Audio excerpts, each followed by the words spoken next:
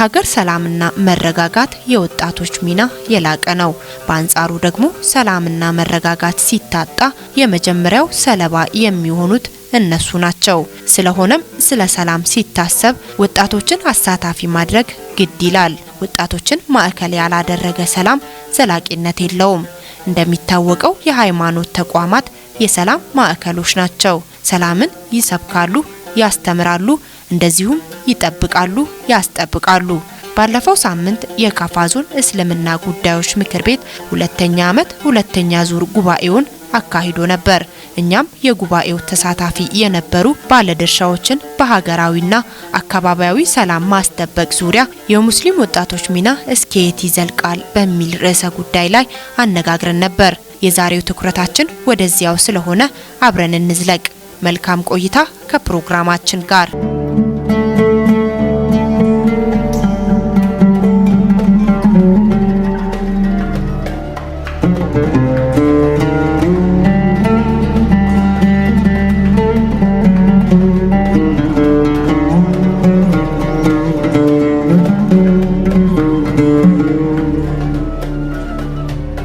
ቁርአንና ሐዲስ እንደሚያስተምረው እስላም ሰላም ነው።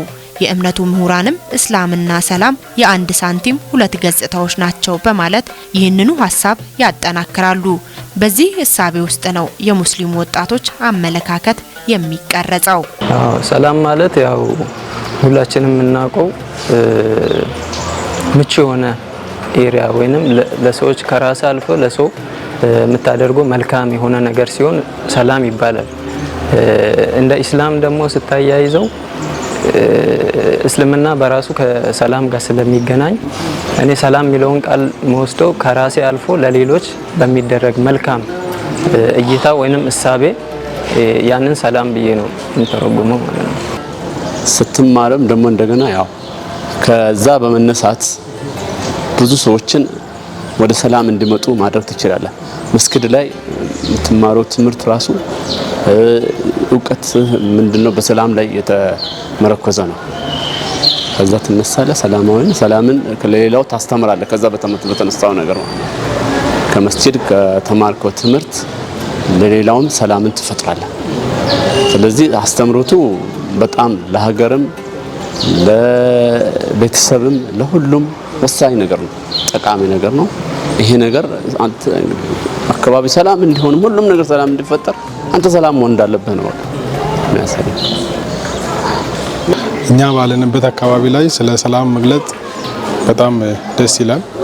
ምክንያቱም ከሌላው አካባቢ አንፃር ስናይ እኛ አካባቢ ያለው ሰላም በጣም ደስ የሚል ነው። በሰላም ገብተን መውጣት ከቤተሰብ ጋር ከአካባቢ ጋር ሌላውን አካባቢ ሌላውን በጆሮአችን የምንሰማውን ነገር እንተስንል አሁን እዚህ አካባቢ ያለውን ስለ ሰላም መግለጽ ለኛ በጣም ደስ ይላል። ከአየሩም አንፃር ከኑሮም አንፃር ያለውም ሰላማዊ ነገር ሰላም በጣም ከሌሎች አካባቢ አንፃር እኛ ጋር ያለው ሰላም በጣም ደስ የሚልና መቀጠል ያለበት ነገር።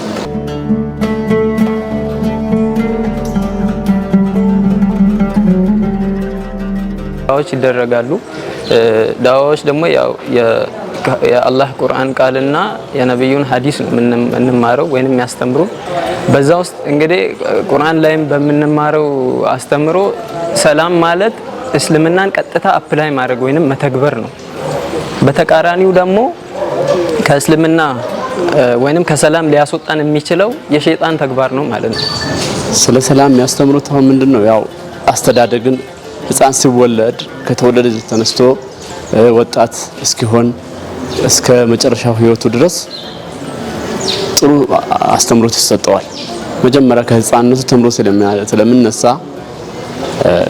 ኡስታዞቹ ብዙ አስተምሮትን ለአካባቢ ሰላም ይሰጣሉ።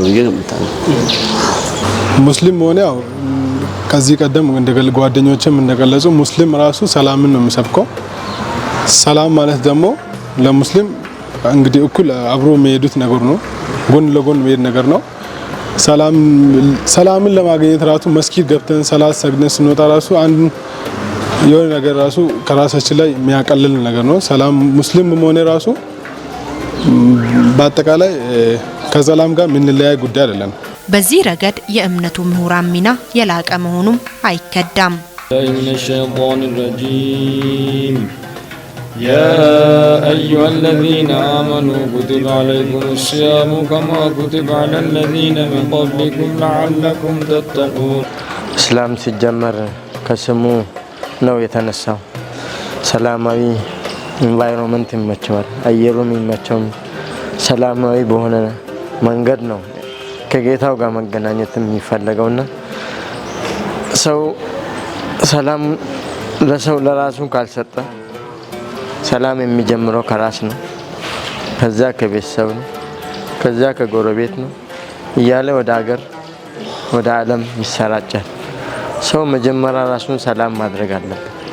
ሰላም የሚገኘው ያው እንደ እስልምና አልስተስላሙ ሊላህ ለአላህ እጅ መስጠት ነው። አንድ ሰው ለአላህ ከታዘዘ እዛው ሁሉም ነገር አለ። እስልምናን በትክክል ወይንም ኡስታዞች የሚያስተምሩትን በትክክል የሚተገብር ሰው እንዳልነው ለሰላም በጣም ቅርብ የሆነ ሰው ይሆናል ማለት ነው። ተጠልፈን መሄድ የለብንም። የራሳችን አጀንዳ፣ የራሳችን ግብና የራሳችን መስመር ሊኖረን ይገባል። ነገ ከየት ተነስቼ ዛሬ ነገ የት ደርሳለሁ የሚል አላማ ያለው ሰው ሰላማዊ ወጣት፣ ግን ደግሞ አላማ የሌለው ሰው በሆነች በአቋራጭ የሆነ ነገር ማሳካት ስለሚፈልግ ረብሹንም እንዲመጣ ይፈልጋል፣ ሰላሙ እንዲደፈርስ ይፈልጋል። ከነዚህ ጋርም ደግሞ መሰለፍም የለበትም። ብዙ ጊዜ ስናየው ብዙ ወጣት ሰርቶ ከመብላት ይልቅ የተሰራው ላይ መብላትን እንዲሁ ደግሞ መልፋትን አይፈልግም። አሁን ላይ ያለው ወጣት ማለት ነው። ያን አመለካከት መለወጥ አለብን። እነሱ በሚያስተምሩት አስተምሮ ላይ ምንም አስተያየት የለኝም። እነሱ በእርግጥ የቀሩትን ነው የሚያስተምሩን። የሚቀሩትም ነገር ደግሞ ስለ ሰላም የሚሰብኩ ነው። እንደነገርኩት ሙስሊም ማለት ከሰላም ጋር አብሮ የሚነጣጥል ነገር አይደለም። ስለ ሰላም የሚያስተምሩት ሰፊ ነገር ነው። ስለ ሰላም የሚያስተምሩት አሁን ምንድነው? ያው አስተዳደግን ህፃን ሲወለድ ከተወለደ ተነስቶ ወጣት እስኪሆን እስከ መጨረሻው ህይወቱ ድረስ ጥሩ አስተምሮት ይሰጠዋል። መጀመሪያ ከህፃንነቱ ተምሮ ስለምንነሳ ኡስታዞቹ ብዙ አስተምሮትን ለአካባቢ ሰላም ይሰጣሉ ብዬ ገምታለሁ። ይህ እንግዲህ ምን ያክል እየተኮተኮቱ ነው በዲን ላይ፣ ምን ያክል ጫዋዎች ናቸው፣ ከኛ ምን ያክል ይሻላሉ ብዬ የራስን አስተያየት ነው የምሰጠው።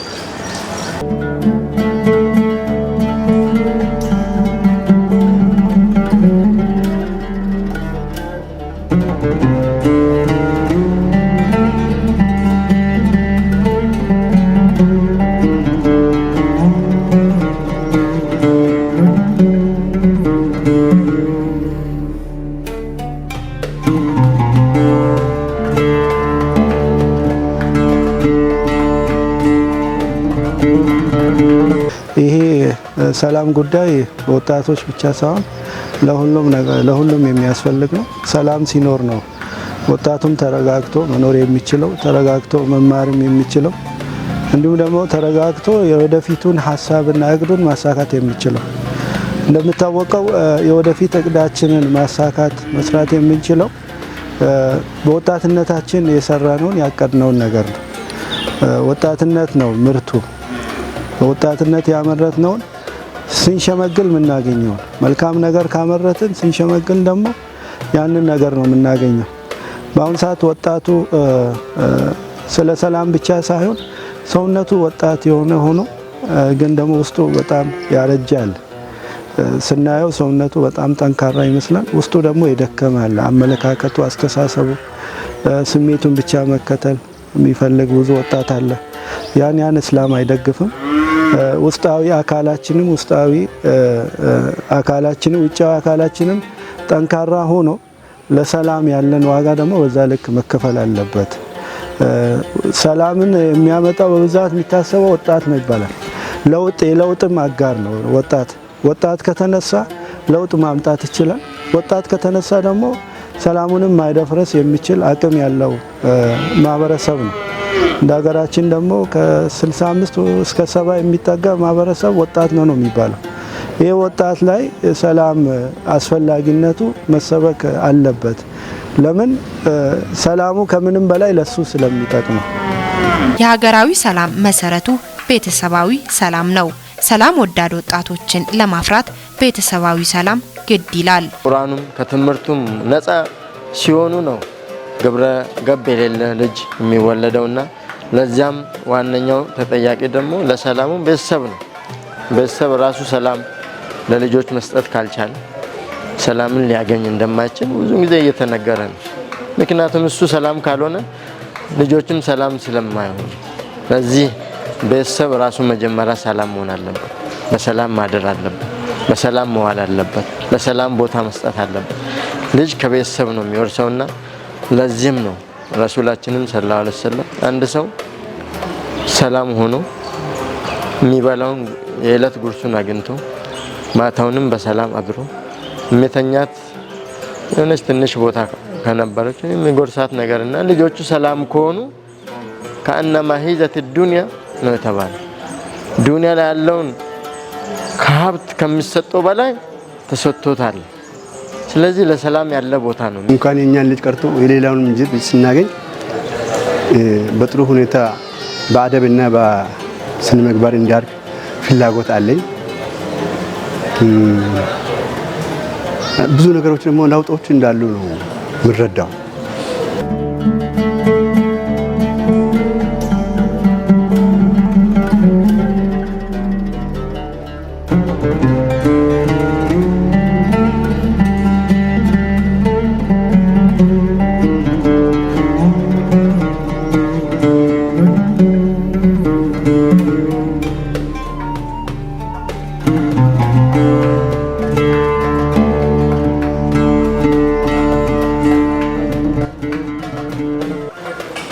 ቤተሰብን ሰላም መመስረት ያው ከእስልምና የመጣ አካሄድ ነው። የተወለዱ ልጆችን ደግሞ አንጾ በሰላማዊ መንገድ መምራቱ የግድ ነው። አልፎም ደግሞ ወደ ጎረቤት አልፎም እስከ ቀበሌ እስከ ዞን እያለ በተዋረድ እስከ ላይ የሚሄደውን አካሄድ የያዘ ሃይማኖት ነው እስልምና። እንግዲህ ስለ ሰላም ከቤት ነው የሚጀምረው። ጀነትን ለማግኘት እንግዲህ ጀነት የእናት እግር ስር ናት ተብሏል። እነሱ በሚያስተምሩ አስተምሮ ከቤተሰብ ነው ሰላም የሚጀምረው። እናትን በማክበር አባትን በማክበር ታናሽ በማክበር እያለ ወደ ጎረቤት፣ ወደ ሀገር፣ ወደ ሰፈር እየሰፋ ይሄዳል ማለት ነው። እስልምናን በደንብ የያዘ ሰው አይሰርቅም፣ አይዘልፍም፣ አባትን ያከብራል፣ የአባቱን ጓደኛ ያከብራል፣ ይወዳል፣ ፍቅር ይኖራል እና ቢሆን በጣም ደስታውን አልችልም እና ሁላችንም የምንመኘው ነገር ነው። በተቻለ መጠን ራሳችንም ሰዎችን እየሳብን ያለን ሰዎች ነንና ቤተሰብ ማፍራት ሊኖር ይችላል፣ ልጅም መውለድ ሊኖር ይችላል። ያንን ማድረግ የሚችለው ሰላም ስለሆነ ሰላም ሲኖር ስለሆነ ሁሉም በተለይ ወጣቱ በተለይ በዚህ በሰላም ጉዳይ ላይ ዋጋ መከፈል አለበት።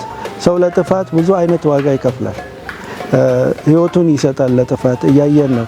አንዳንድ አካባቢዎች አንዳንድ ደግሞ የጥቅም ጉዳያቸውን ለማስጠበቅ የሚፈልጉ አካላቶች ፊት ለፊት ወደ እሳት የሚማግዷቸው ወጣቶችን። ይሄ ወጣቱ ራሱን አውቆ የት ነው ያለሁት፣ አላማዬ ምንድነው፣ ግቤ ምንድነው፣ ወደ እሳትም ሲገባ ግቤ ምንድነው፣ ሰላምን ለማምጣት ሲል አላማዬ ምንድነው ብሎ ቆም ብሎ ሊያስብ ይገባል። ክቡራን የከፋ ቴሌቪዥን ቤተሰቦች ለዛሬው ያሰናዳነውን እዚህ ላይ ያበቃን። ቀጣይ በሌላ ርዕሰ ጉዳይ እስክንገናኝ ሰላም ሁኑ፣ ሰላም ቆዩልን። ذنوبنا كله دقه جله وأوله وآخره ولا توصله نسألك اللهم رضاك والجنة ونعوذ بك من سخطك والنار برحمتك نسألك اللهم علا من الجنة اللهم اجعل صيامنا صيام الصائمين واجعل قيامنا قيام القائمين وارفع درجاتنا إلى أعلى عليين اللهم ربنا لا تدع لنا ذنبا إلا غفرته ولا هما إلا فرجته ولا كربا إلا نفسته ولا عيبا إلا سترته اللهم اغفر للمسلمين والمسلمات والمؤمنين والمؤمنات الأحياء منهم والأموات إنك سميع قريب مجيب الدعوات اللهم أعز الإسلام والمسلمين وأذل الشرك والمشركين ودمر أعداءك وأعداء الدين اللهم نبر على أهل القبور من المسلمين قبورهم ويسر للأحياء أمورهم واغفر لهم ذنوبهم ربنا اغفر لنا ولإخواننا الذين سبقونا بالإيمان ولا تجعل في قلوبنا غلا للذين آمنوا ربنا إنك رؤوف رحيم سبحان ربك رب العزة عما يصفون وسلام على المرسلين والحمد لله رب العالمين.